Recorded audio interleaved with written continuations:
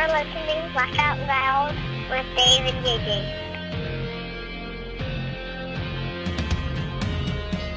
There's nothing else on in there. Sure. You don't hear it though, do you, Dave? No. I heard the fridge. Yeah. Karen, Yes, does JJ. Dave look bad? What? No, you're looking better.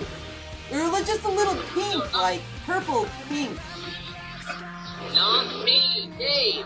Dave's green. He looks horrible. He looks like he's... I don't know. Something wrong with Dave. Okay, you know what? I'm going inside. Yeah, because you look horrible. I think it's the whole,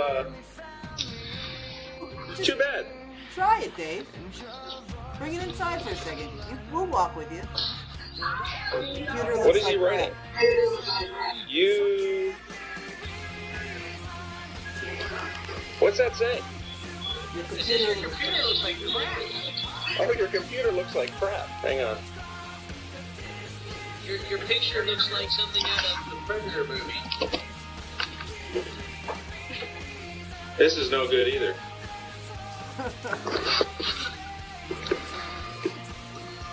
That's fine. Ha!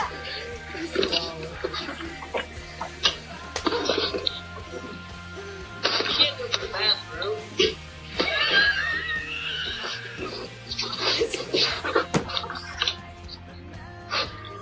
How do we look now? You can see your toothbrush. No, You we're didn't not tape taping the whole yet, trans- because he's got something in between Oh. his teeth. No, I don't. I was smiling. I'm ready. No, you got something on your tooth that's stuck right there. No, I don't. Oh, nice.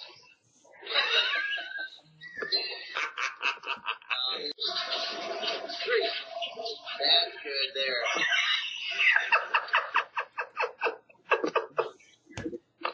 That's how we're going to end the show. It's all That's crap from exactly here. it.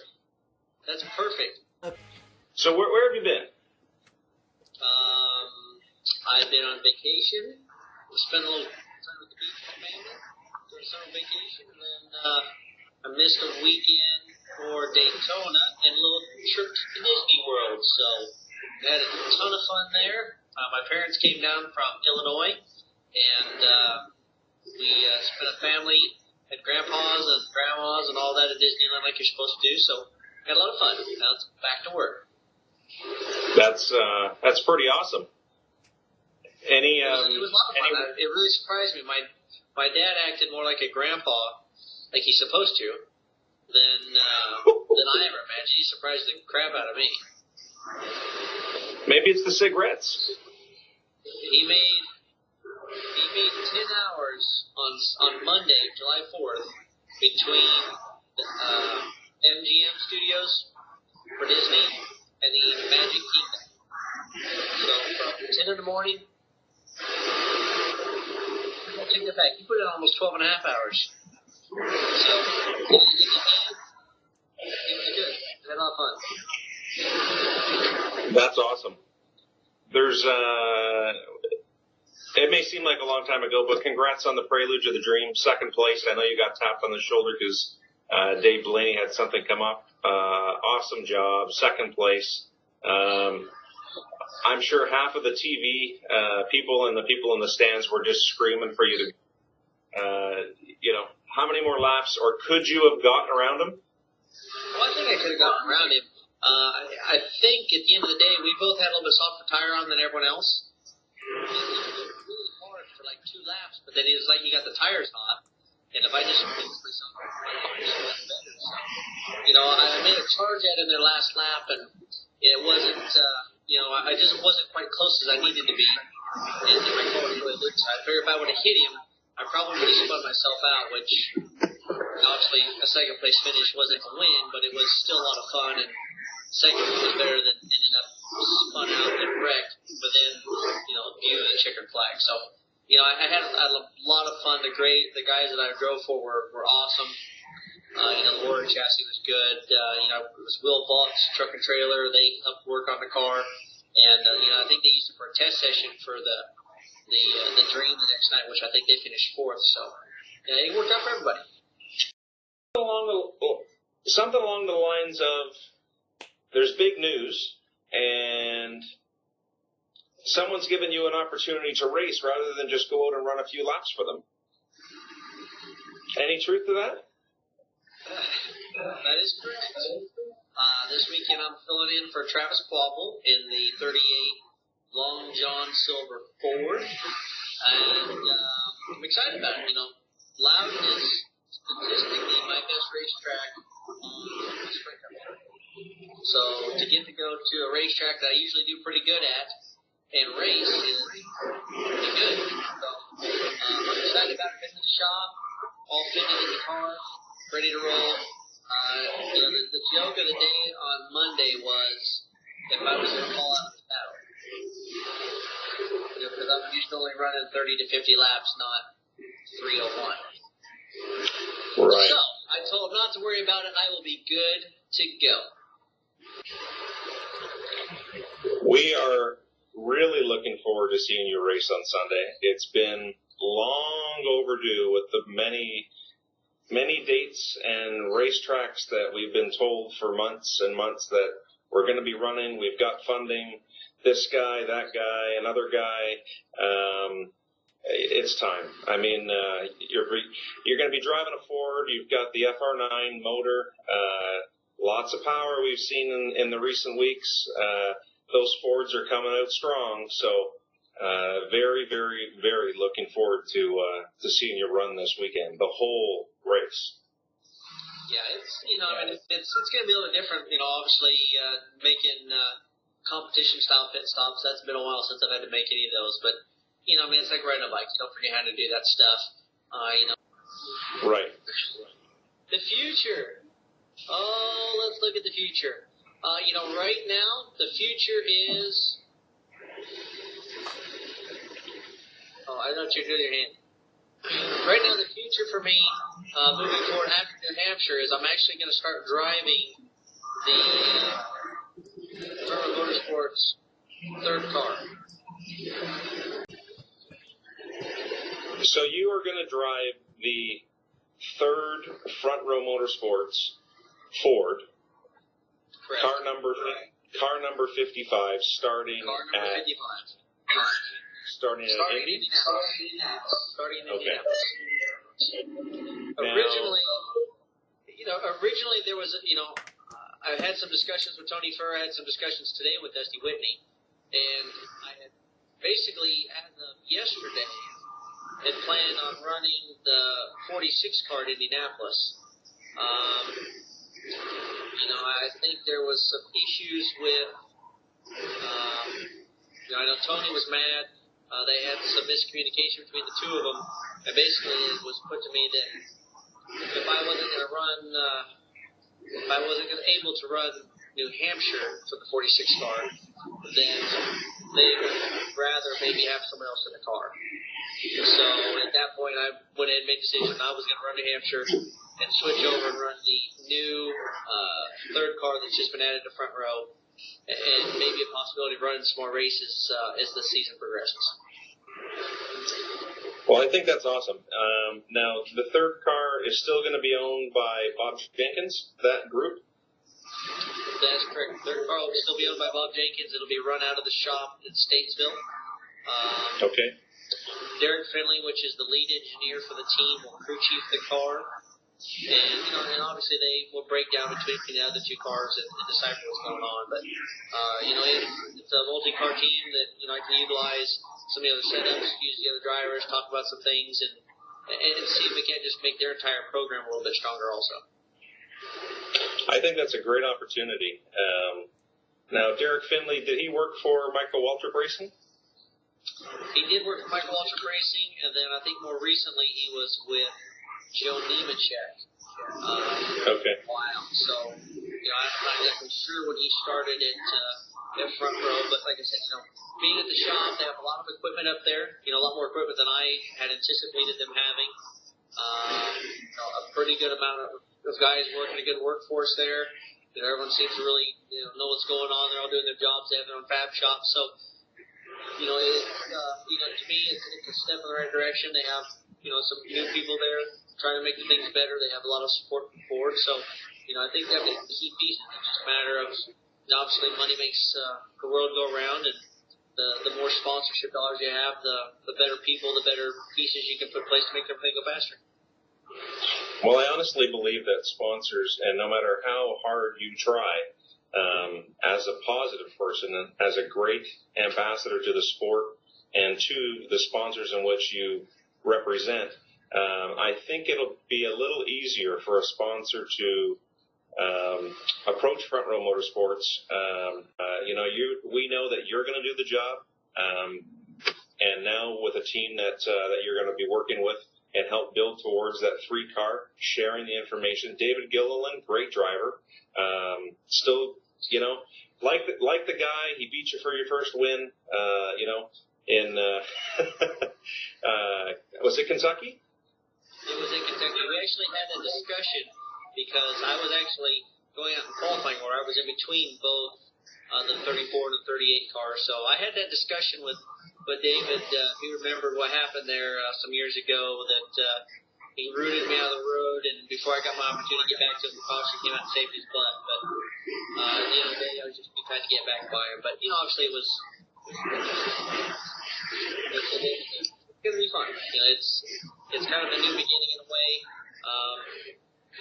I'm disappointed for the guys at Whitney Motorsports. They worked very hard for me, and obviously I appreciate that. Made a lot of good friends, and I know that they're making some changes moving on. I think they're switching to Ford also, and it would have been interesting to see how well we could have been with 40 more horsepower. I know that on a weekly basis, we're one of the fastest scorer homers. We usually qualify in the mid-20s to low 30s.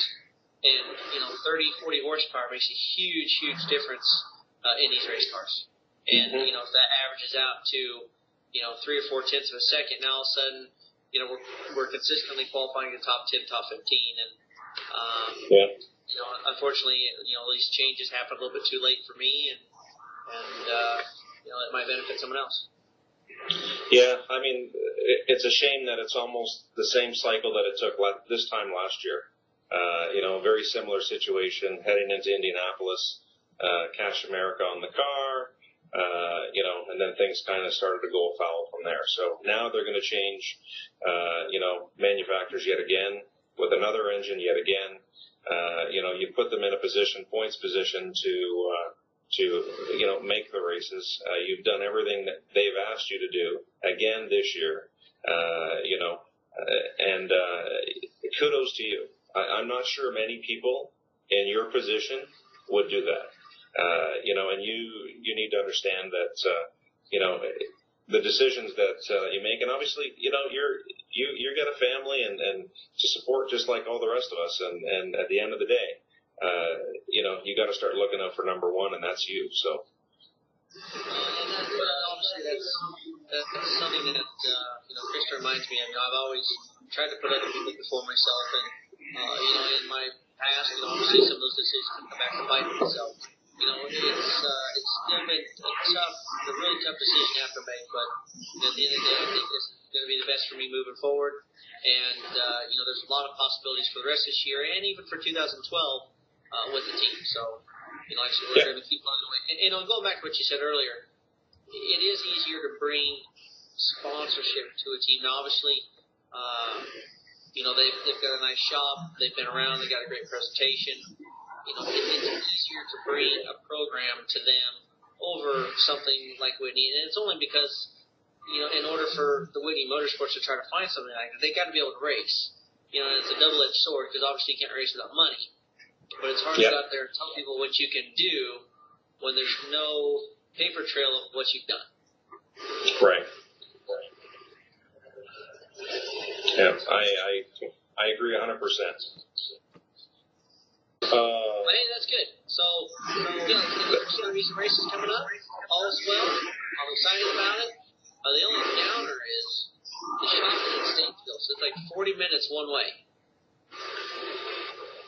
Yes. Through Mooresville. Yes. So Traffic so far this week hasn't been bad, but I know. So what's happening? We're going to go to Indy. You're going to race the 55 and race your way in on time. That's the goal. Might be too early to tell how far you're gonna and what you're gonna do. It will be. They've got a couple other races on their schedule that Travis cannot compete in. Dover Fall, Charlotte Fall, that are available, and they say right now there's a lot of opportunity. There's some other races they might be able to put in. Obviously we just have to wait and see, but at least there's that opportunity. So far they've really offered up a lot to me, give me a good commitment. Obviously, that means a lot. That they're fighting. They're fighting for me and to try to, give me a better situation to go racing with, and hopefully I can take advantage of the situation and try to catapult myself back into a full-time ride.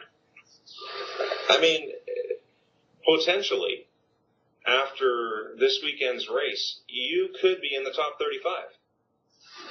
Well, it could be. I know that they had a pretty strong run going at Daytona, and were caught up in that last lap melee that really cost them a lot of points. But they did make up some this weekend. I think they're 17 points out. 16. If I could go in there, 16. So if I could go out there, and obviously, it would be huge to get a top 15. There's a really good chance that a top 15, based on what Robbie Gord has been doing, would be enough points to get them locked in moving into Indy. And obviously that would be huge. And obviously I would expect a huge bonus for making it easier for those guys to be locked in going into Indy. But obviously, my goal would be a top 15. That's a good expectation. I think it could be easily achieved. And, all the pieces have to go correctly together in the puzzle. But like I said, it's going to be a lot of fun. I'm really excited. I'm going to be a lot more focused going into this week just because I know it's important. Not that every week isn't important, but it's a different scenario than what I've been dealing with for the past year and a half. Yeah. I can honestly say I might really consider watching the whole race because it's such a downer to just watch 30 laps and shut it off. Yeah, but if you do that, you get a lot more accomplished around the house. Yeah. Well, right now it's the Tour de France is on, so I'm trying to watch a little bit of both. I watch it. Boring. That's like watching bowling.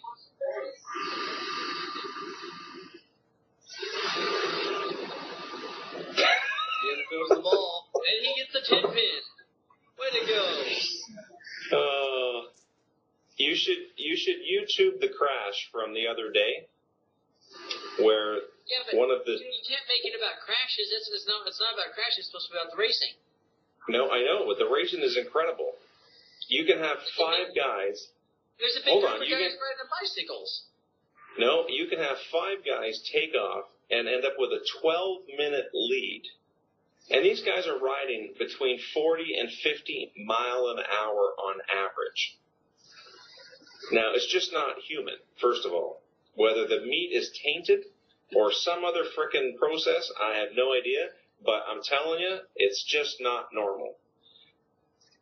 It's just because but you can't to do see it. these guys, to see the pack, whether it be 100 guys or whatever, in the peloton, catch those 5 guys over a period of 40, 50 miles or less, it's unbelievable. It's unbelievable. It's like the lead pack coming around when you're doing 175 and they're doing 190. It is honest to God, it's unbelievable. Absolutely. That story, Dave, the story that you just told me makes me want to watch a bicycle race. I'm telling you, put it on Versus tomorrow morning at 8 o'clock and watch an hour of it. You'll be blown away. It'll put you in the right mindset for Sunday. Or I'll fall back asleep. I'm telling you, you'll be stunned. We'll be having a different conversation in 2 weeks. I will be snoring, not stunned. I'll be watching and I go, is it over? There was a pack of them. They were like 5 minutes ahead, and then that whole other group caught them. That was exciting.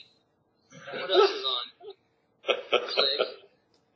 I'm not trying to disrespect you. I'm not trying to disrespect your sport, Dave.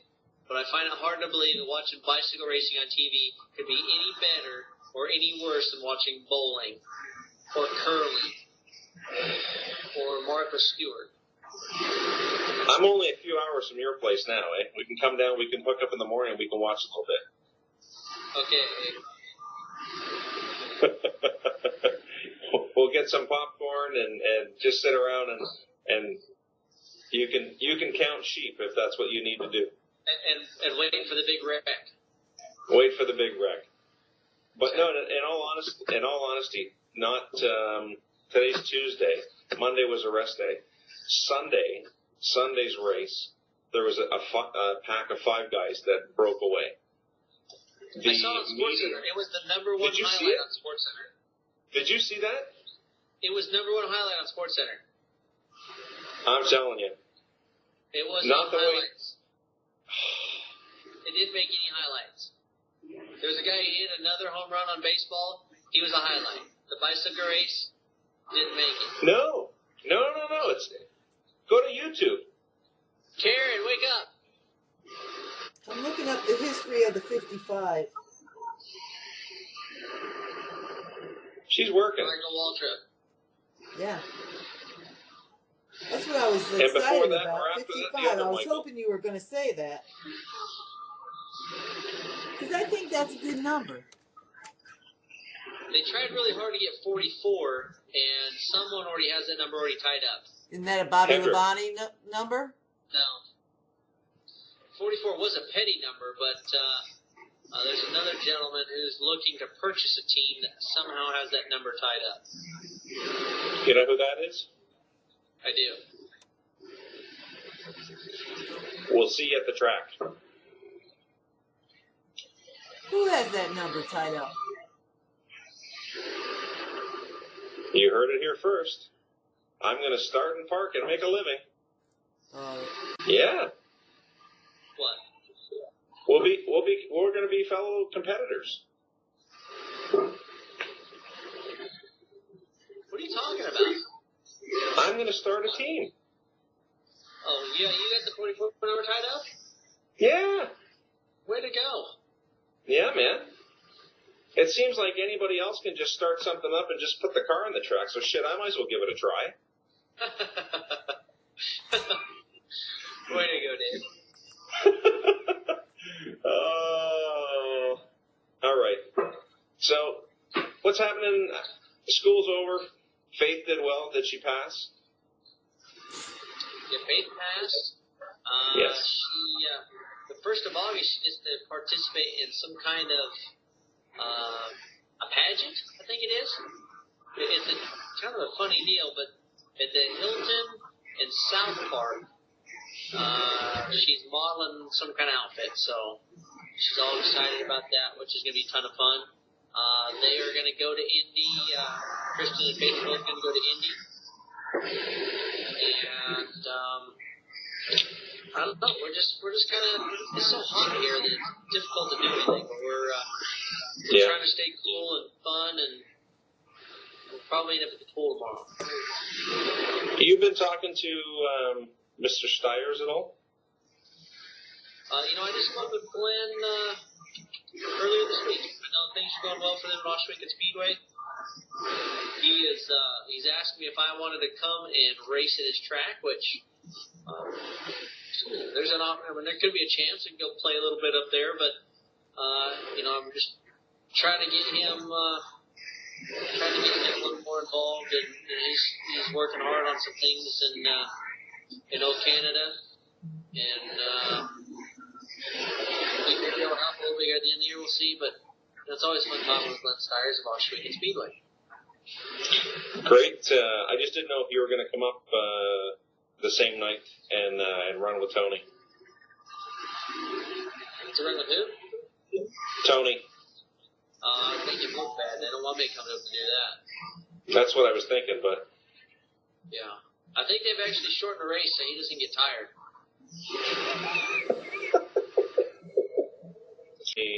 have a great weekend in Loudon. Go out and do what you've done every other week, and make everybody happy. And I'm sure Long John Silver's will be quite pleased. And obviously that's the plan.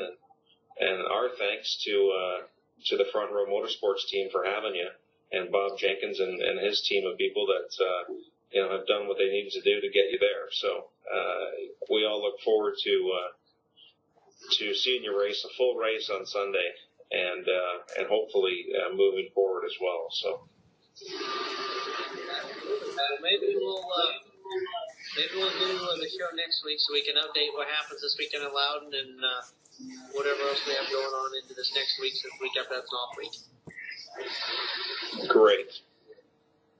Perfect. Are we doing speed dice this week? Absolutely. Okay. It won't matter where I'm at. I've still got my little canister. I'll throw it in the car. We'll continue the game. It's continued to be really good. We've had roughly, on average, right at 200 people per week. And, it's funny, even at 200 people, there's usually not more than about 8 people that guess correctly. So, definitely a dice game in New Hampshire. Yeah. Okay.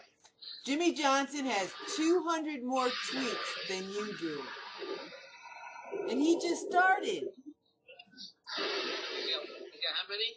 He has 200 more than you. He has 1,900, and you've only tweeted 1,700. Oh, I don't have enough tweets? That's right. If you look at his tweets, he's got 200 tweets more. He just started. Well, he's got a nanny that takes care of his kid. I got to take care of my own kid.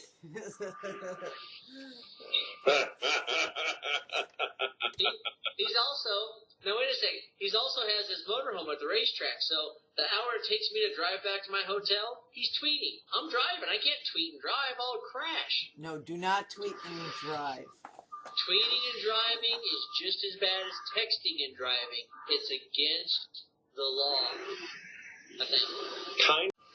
Dave. Yep. Give me some Flushing news.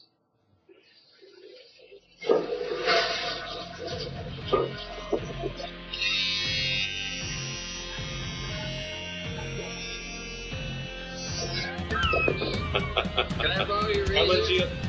Coming to you live from the porcelain bus where everybody goes for a ride.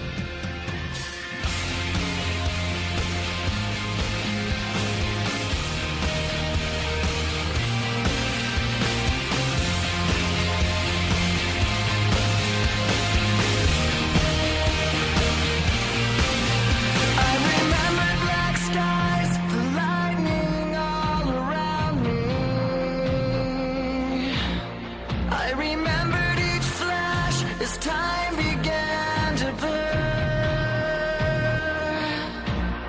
like a startling sign that fate had finally found me,